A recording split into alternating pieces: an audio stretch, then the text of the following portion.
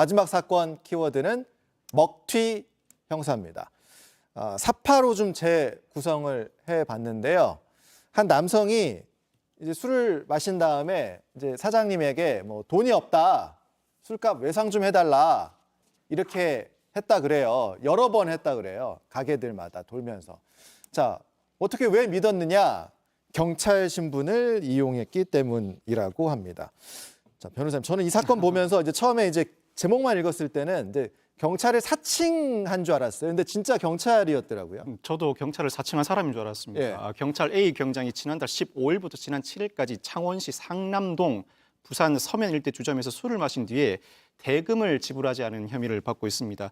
접수된 신고 창원 5건, 부산 1건, 피해 금액은 150만 원 상당인데 그 수법은 가라오케 주점에서 술을 마신 뒤에 내가 경찰인데 현금이 부족하니까 외상으로 처리해달라고 부탁을 합니다. 경찰이라고 하니 일단 주점 주인은 외상으로 처리해 줬던 모양인데 뿐만 아니라 자신의 물건을 맡긴 다음에 다음날 찾아가서는 내가 급히 와가지고 현금이 없다 또는 일부 금액만 갚는 식으로 그 외상 대금 지급을 면해 왔다고 합니다.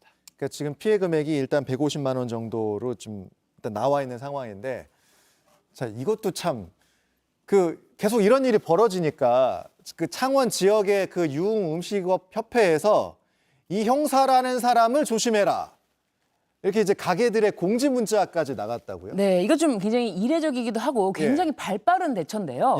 왜냐하면 지난달 15일부터 뭐 7일까지라고 하는데 그 짧은 기간에 유흥음식점 협회에서 외상으로 술을 마시고 술값을 내지 못하는 형사라고 칭하는 사람이 있다. 게다가 현재 직위해제 상태이기 때문에 술값을 지급하지 못하기 때문에 주의하라라는 경고 문자를 보낸 거예요. 이 경고 문자를 보냈기 때문에 어떻게 보면은 이 경장의 이 행위가 더 지속되지 않고 빨리 끝나지 않았을까 그런 생각이 듭니다. 소문이 좀 많이 났던 모양이에요. 그러니까 저렇게 문자까지 돌았겠죠. 그런데 이제 그 문자에 보면 이 사람이 현재 직위 해제된 상태이니 더욱 조심하라 이렇게 써 있어요. 근데 이 A 경장이 직위 해제 상태에서 또 그러니까 외상을 하고 다녔다는 얘기가 되는 건데, 그래서 지금 결국 구속까지 됐습니다. 보면서 이게 구속까지 간 사안인가 이런 생각도 들었고. 그만큼 죄질이 불량한 사건이라고 경찰, 검찰, 법원 모두 판단했다고 봐야겠죠. A 경장이 지난 7일에도 상남동 노래주점에서 술값을 지불하지 않다가 주인과 다툼이 벌어졌고 신고가 들어옵니다. 결국 체포됐는데 그 과정에서 발로 업장 내 화분을 차서 부순 혐의도 받고 있습니다. 결국 구속에 이르렀는데 사기, 업무방해, 재물손괴죄가 적용되는 상황입니다. 직위 해제 이후로도 외상을 계속하는 등 죄질이 상당히 불량했고 그동안의 행태에 비춰보면 적극적인 조치가 이루어지지 않고서는 이와 같은 일을 막기 어렵다고 판단한 것 같습니다.